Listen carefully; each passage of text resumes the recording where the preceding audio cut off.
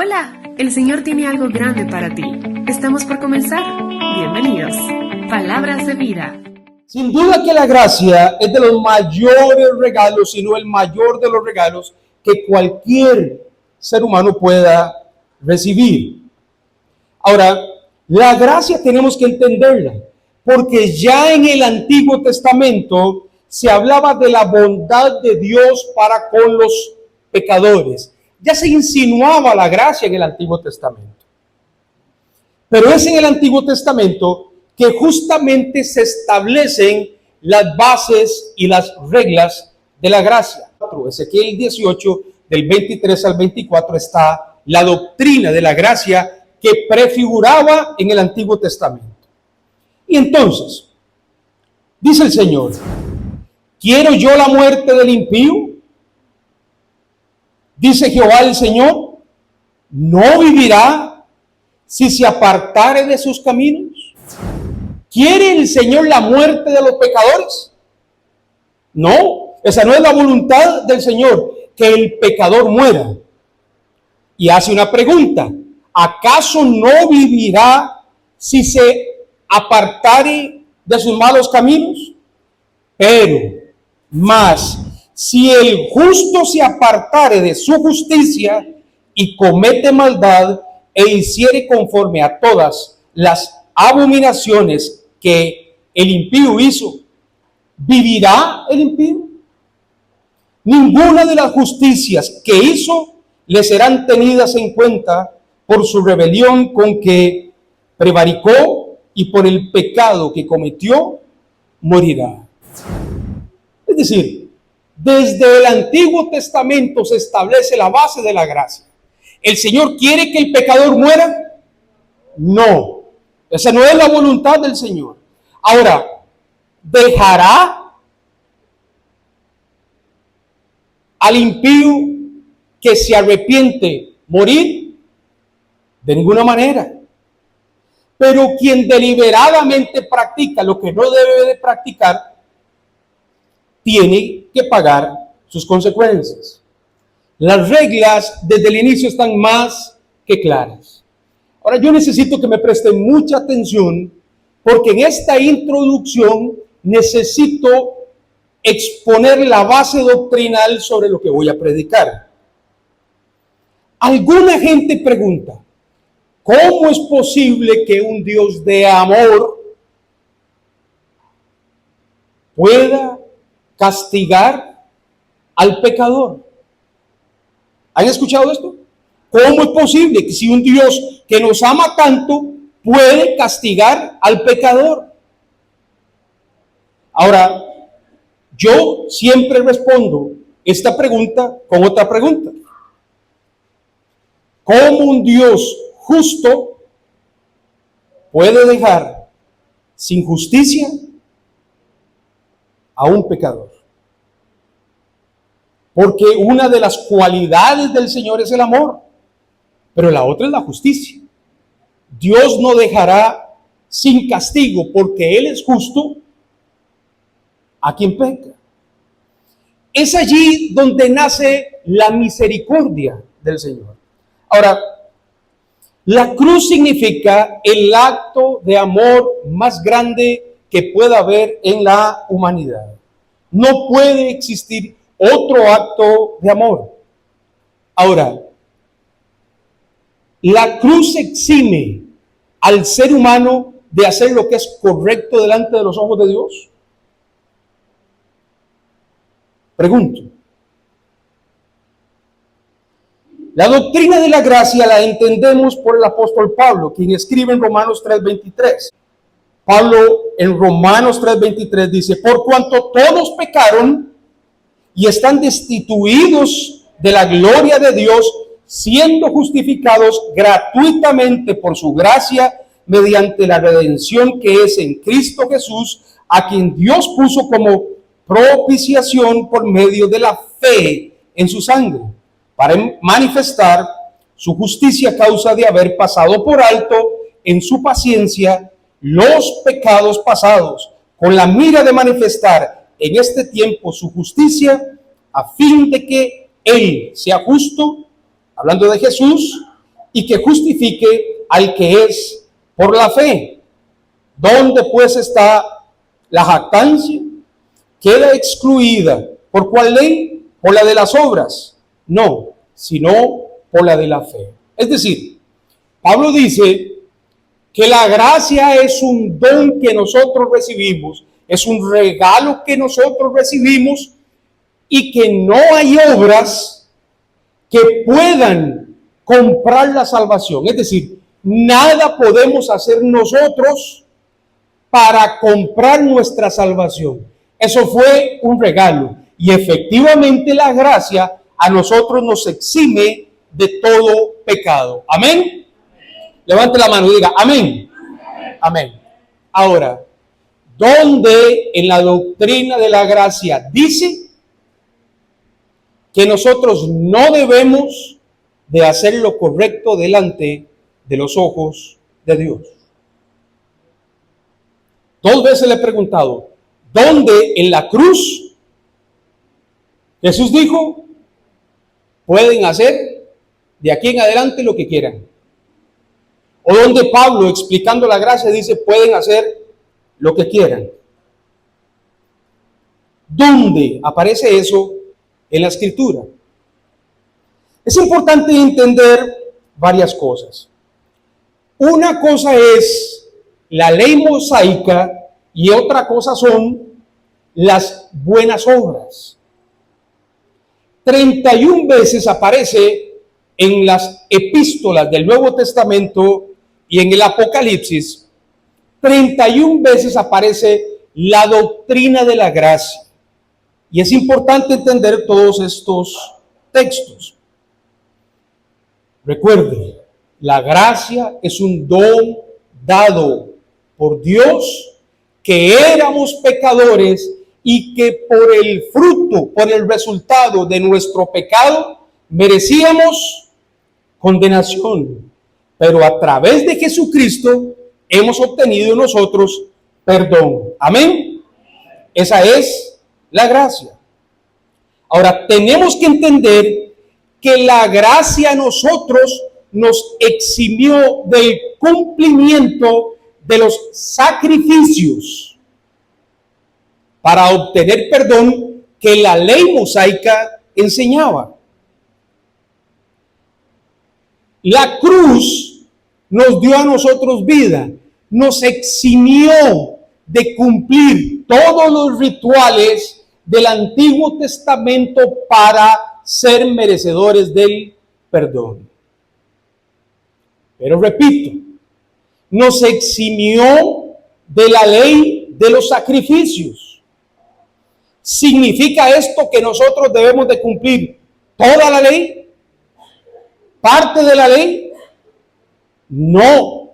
Estamos eximidos de cumplir los sacrificios y toda la ley. La gracia nos eximió de hacerlo. Pregunto por tercera vez. ¿Dónde dice la Escritura que nosotros estamos eximidos o libres de hacer lo que es correcto delante de los ojos de Dios? ¿Dónde? ¿Alguien conoce un versículo? Un texto que me diga esto. ¿Dónde aparece? Tenemos un problema doctrinal muy grande. Porque algunas personas, en Colosenses 2:13, el apóstol Pablo escribió, y a vosotros estando muertos en pecados y en la incircuncisión de vuestra carne, os dio vida juntamente con él, perdonando todos sus pecados. Entonces alguna gente claramente dice, si a nosotros nos dio vida juntamente con él y perdonó todos nuestros pecados, los pecados que el Señor perdonó son los pasados, los presentes y los futuros. Por tanto, entonces, a partir de ahora, yo puedo hacer lo que yo quiera porque ya Él pagó por nuestros pecados. Hay gente que piensa de esa manera. Pensando en esto, hay gente que se inventa dispensaciones, como el purgatorio o algunos sacrificios para pagarle al Señor por lo que Él hizo. Y entonces ya Él hizo lo que tenía que hacer, perdonó todos mis pecados y entonces ahora yo puedo hacer lo que me dé la gana. Esto dice la Escritura, eso enseña la doctrina de la gracia. Es el mismo apóstol Pablo en que en Gálatas 5, del 19 al 21, escribió, ojo, este es el apóstol Pablo, el que explica la doctrina de la gracia. El mismo Pablo en que en Gálatas dice, y manifiestas son las obras de la carne, que son adulterio, fornicación, inmundicia, lascivia, idolatría, hechicerías, enemistades, pleitos, celos, iras, contiendas, disensiones, herejías, envidias, homicidios, borracheras, orgías y cosas semejantes a estas, acerca de las cuales os amonesto yo, como ya os lo había dicho antes, dice el apóstol Pablo, que el que practica tales cosas no heredará el reino de los cielos. Ojo, es el mismo apóstol Pablo el que enseña la doctrina de la gracia, pero es el mismo apóstol Pablo el que dice, ojo, cuidado, porque si usted practica estas cosas, no heredará el reino de los cielos. Es el mismo apóstol el que dice, no heredará el reino de los cielos. Ahora, es necesario, bajo una base doctrinal, buscar otras fuentes dentro de la misma escritura.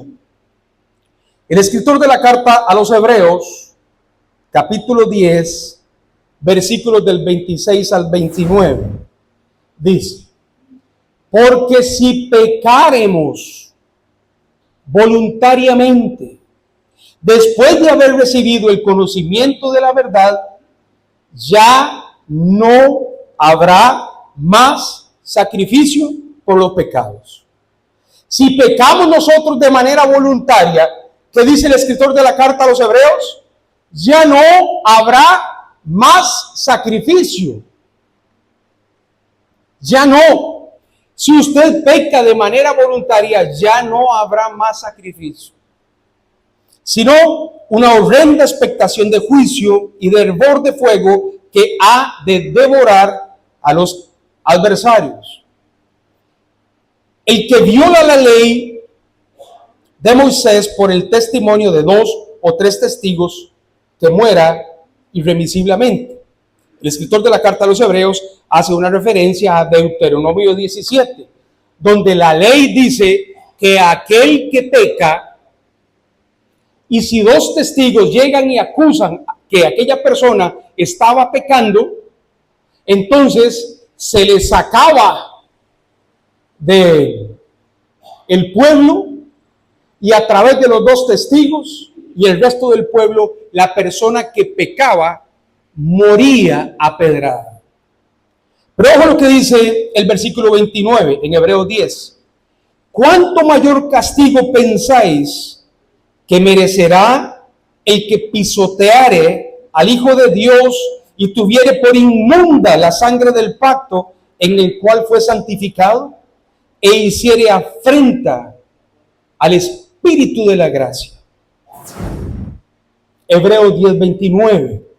¿Cuánto mayor castigo pensáis que merecerá el que pisoteare al Hijo de Dios y tuviere por inmunda la sangre del pacto con el que fue santificado e hiciere afrenta en contra del Espíritu de la gracia? Es decir, la Biblia nos enseña a nosotros de manera muy clara que la gracia no nos exime a nosotros de pecar deliberadamente. El problema que tenemos hoy dentro de la iglesia es que por una mala doctrina, diga conmigo mala doctrina, diga conmigo mala doctrina, Despierte el que está al lado y el que está al frente y dígale, no se duerma, papito, están predicando la palabra del Señor. Por mala doctrina, diga, por mala doctrina, algunas personas se pierden. La doctrina de la gracia es clara y ninguna doctrina humana puede ir en contra de lo que la palabra de Dios dice. Amén. ¿He sido claro hasta aquí? ¿Sí? ¿Ha entendido usted? Por favor, denle un aplauso al Señor. Denle gloria a Dios.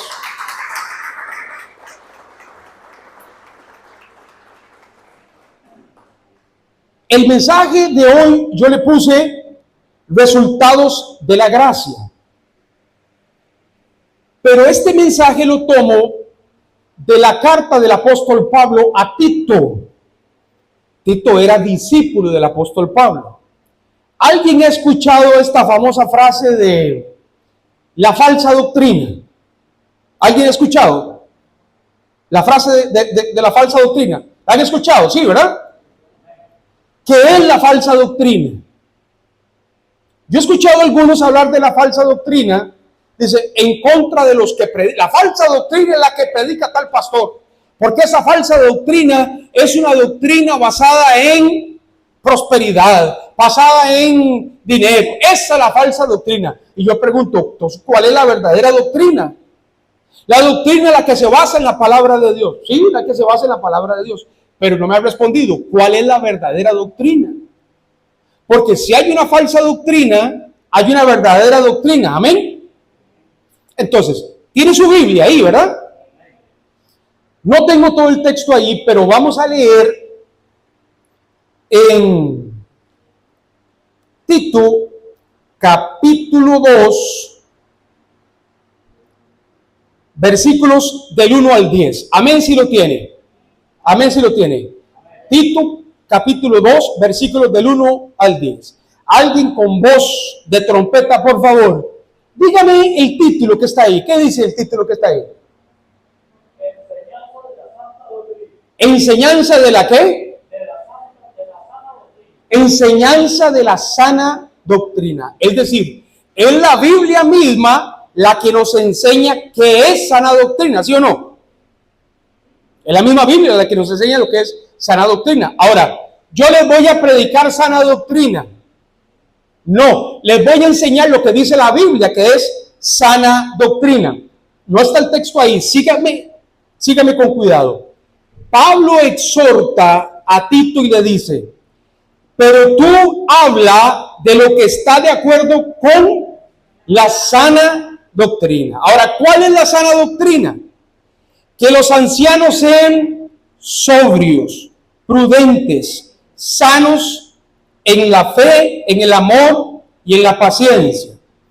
Que los ancianos, está hablando de los hombres allí, que los hombres sean sobrios, serios, prudentes, sanos en la fe, en el amor y en la paciencia. Sana doctrina.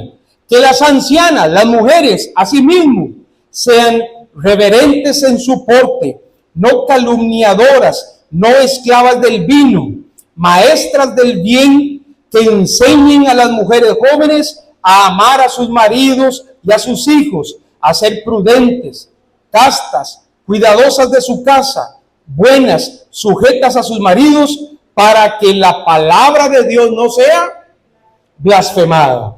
Ojo, sana doctrina es una enseñanza de cómo deben portarse los hombres y cómo deben de portarse las. Cualquier otra cosa que le prediquen que es sana doctrina está contraria a la palabra de Dios. Y bueno, ahí sigue diciendo, exhorta a sí mismo a quienes, a los jóvenes, a que sean prudentes, presentándote tú en todo como ejemplo de buenas obras, en la enseñanza, mostrando integridad, seriedad, palabra sana e irreprochable, de modo que el adversario se avergüence y no tenga nada malo que decir de vosotros.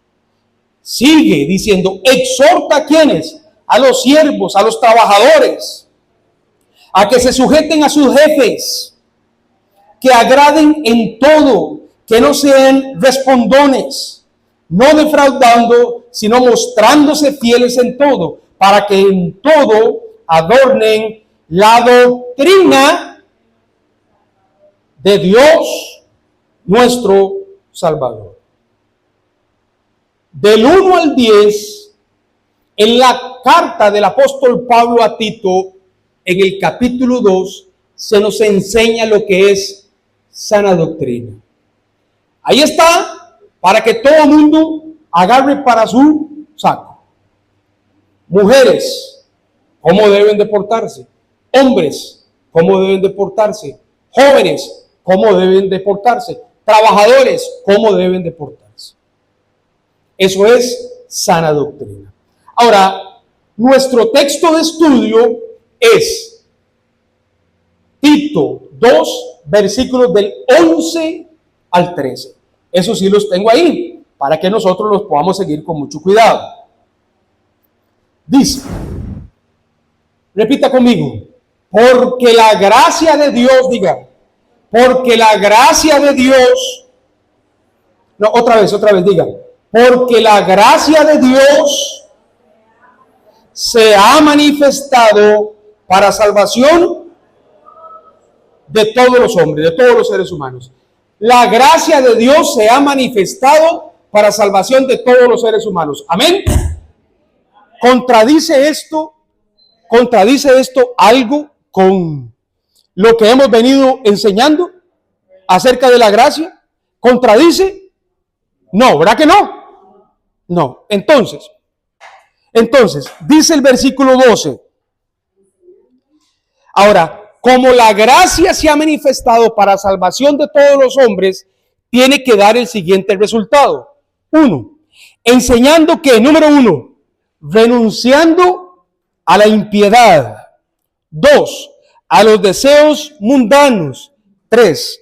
Vivamos en este siglo sobria, justa y piadosamente, aguardando la esperanza bienaventurada y la manifestación gloriosa de nuestro gran Dios y Salvador Jesucristo. Amén. Amén. Entonces, en el texto que usted tiene allí, en la Biblia, usted puede notar que la gracia debe de producir en nosotros 4 cosas. ¿Qué cosas deben de producir en nosotros la gracia? Número 1, debemos de renunciar a toda impiedad. Número 1, el resultado de la gracia, usted debe renunciar a toda impiedad. ¿Me sigue? Sí, amén. 2, debe de renunciar a los deseos mundanos. 3, debe vivir sobria, justa y piadosamente.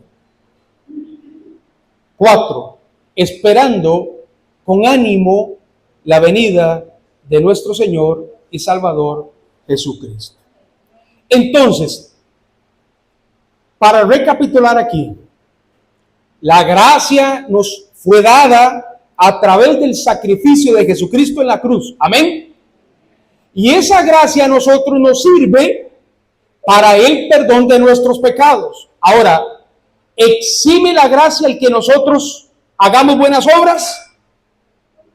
No, por el contrario, Pablo le escribe a Tito y dice, esto enseña que la gracia, la doctrina de Dios debe caracterizarse. ¿Por qué?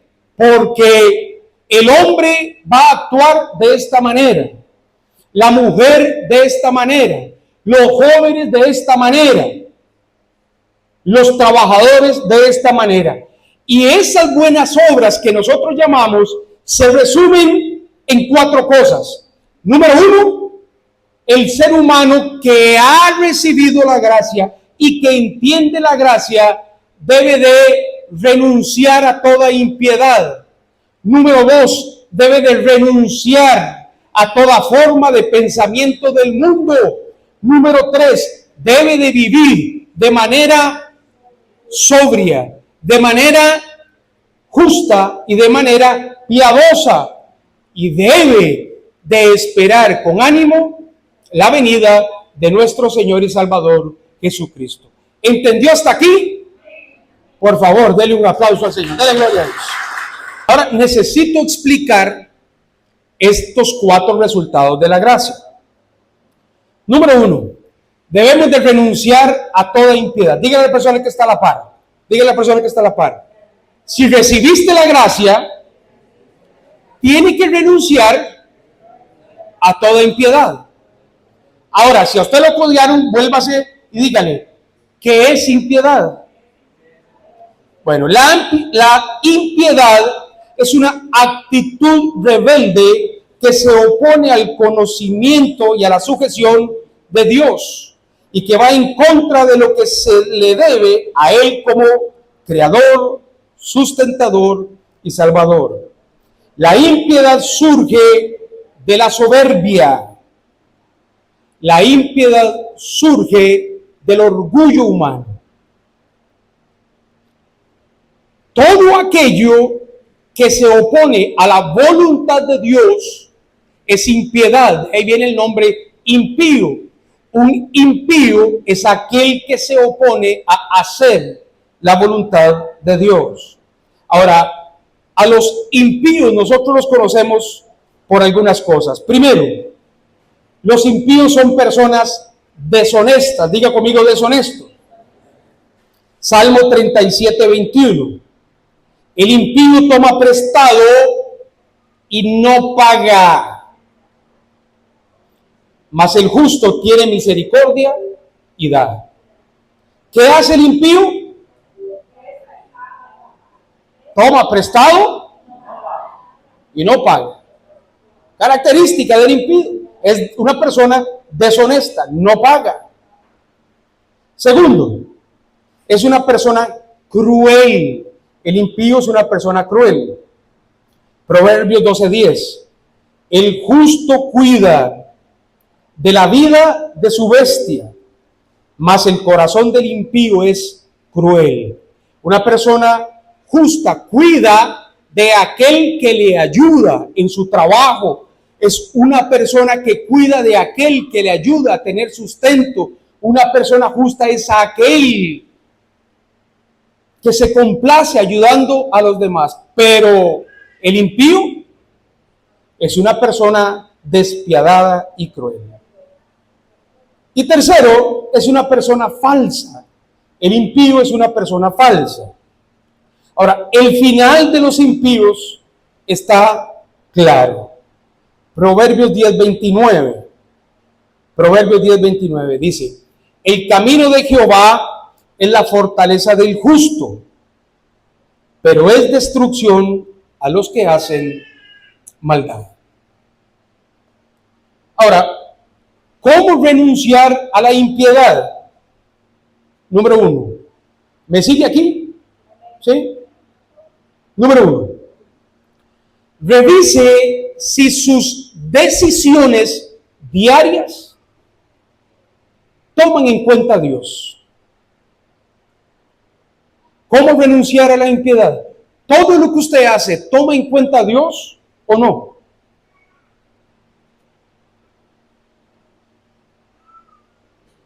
Tiene que cambiar de trabajo. Tiene que cambiar de lugar donde vive. ¿Toma en cuenta usted a Dios? Porque es en las decisiones diarias en las que nosotros sabemos si tomamos en cuenta a Dios. De lo contrario, si usted no toma en cuenta a Dios, usted es una persona impía, que pone por delante otras cosas. Pastor, es que en este lugar me van a pagar más. Bueno, ¿ya usted le consultó a Dios?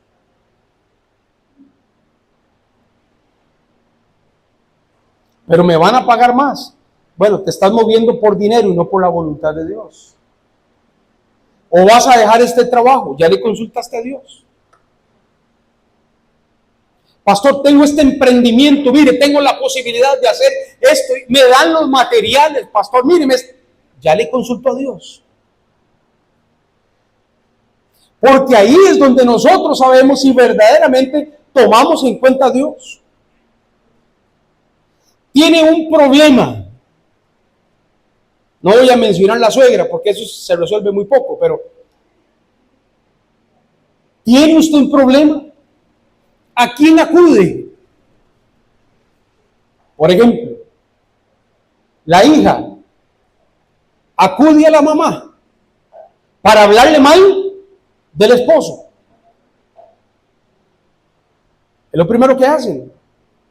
Y después, cuando se reconcilian como pareja, entonces la mujer pretende que su mamá tenga una extraordinaria relación con su yerno cuando ya le contó todo lo que hacía. Está acudiendo primero al consejo humano.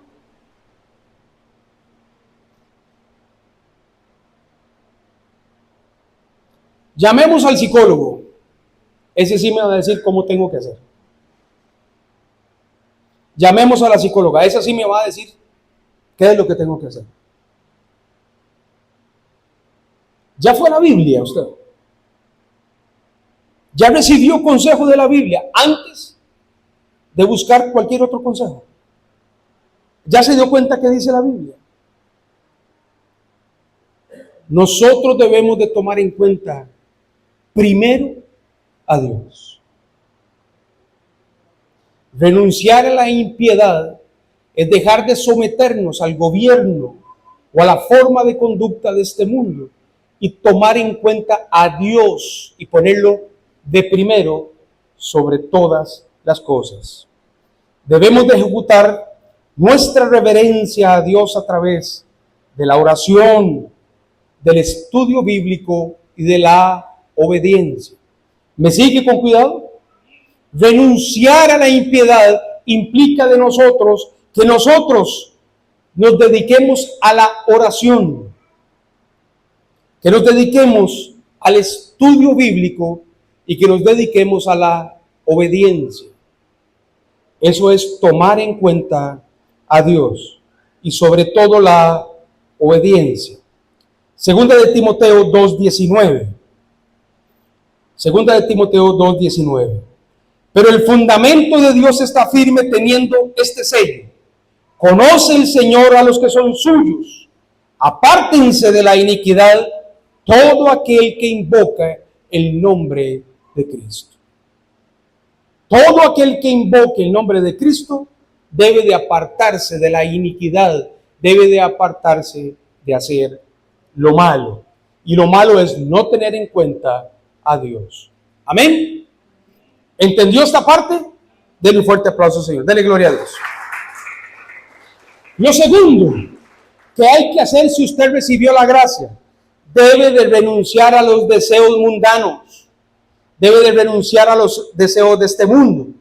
Los deseos mundanos son inclinaciones del corazón que se oponen y se alinean a las ideologías de este mundo. No se trata solo de los deseos externos, materiales, sino los deseos internos. ¿Como cuáles? Como la codicia, la fama, la vanidad, la sensualidad, el excesivo amor por lo temporal. Todas estas son corrientes del mundo.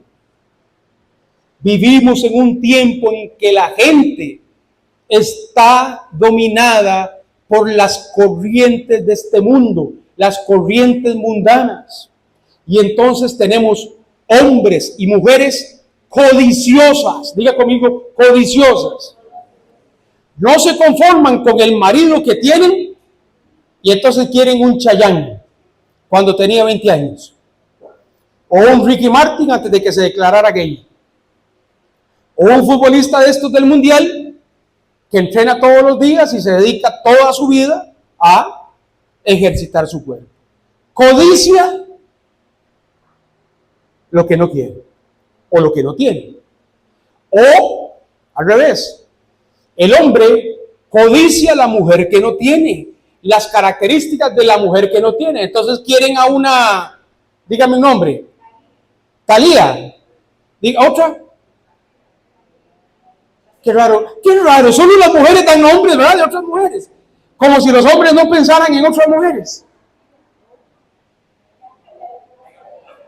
Sebastián se queda callado, ¿verdad? No he dicho cuál Sebastián, ¿verdad? Shakira. Y quieren una Shakira. Quieren una Shakira. Después le cuento mi historia con Shakira. No, es verdad.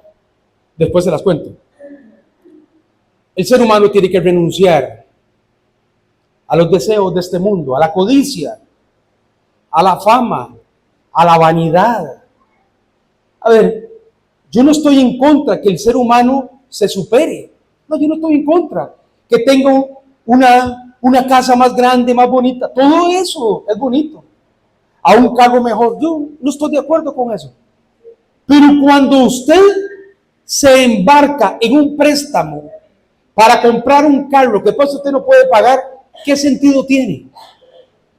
Identifique cuáles son los deseos que usted tiene aquí que impiden que usted haga la voluntad de Dios. Diga no a lo que debilita nuestra relación con Cristo. Siempre tengo una regla, la regla de los 3 segundos. Viene la tentación. ¿Quién no sufre tentación? Levante la mano el que no sufre tentación. Todos sufrimos tentación, todos. Ahora, está la regla de los 3 segundos. Usted sabe lo que tiene que hacer y sabe lo que no tiene que hacer. Hágalo dentro de los primeros 3 segundos. Porque si usted le da mente o corazón después de los 3 segundos, mi hermano, se fue en todas. Porque entonces usted va a terminar dejándose seducir por la tentación, justificado por lo que su cerebro le dice o lo que su corazón le dice. Y entonces dice la mujer, pero yo tengo derecho, pero soy mujer, pero para eso trabajo, pero ¿cuál es el problema? O el hombre dice, yo soy el hombre de la casa, pues para eso gano mi plata, tengo mi derecho. ¿Cómo está actuando? Con el cerebro o con el corazón. Pobrecito yo, me lo merezco. Como él lo hace, entonces yo también lo hago. Como ella lo hace, entonces yo también lo hago. Error. Renunciar a los deseos del mundo se logra en los primeros 3 segundos. Hay que tomar decisión en los primeros 3 segundos. ¿Amén? Voy corriendo. La tercera o el tercer resultado de la gracia es: viva de manera sobria, de manera justa y de manera piadosa. Vivir sobriamente es vivir equilibradamente. Hermanos, con dominio propio.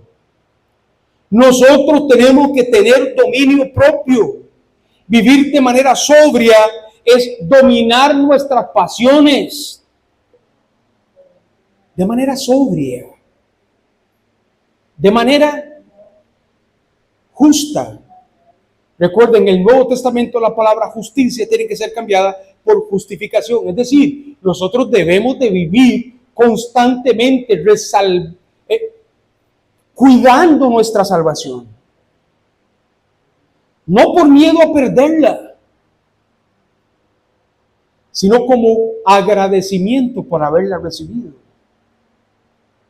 El cristiano debe de vivir de manera justa y debe de vivir de manera piadosa.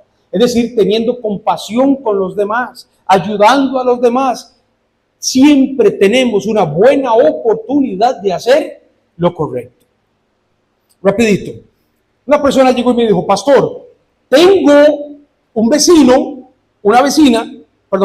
tengo una vecina que yo le pongo música cristiana todos los días para que ella escuche música cristiana porque la estoy evangelizando. La vecina llega y dice, pastor,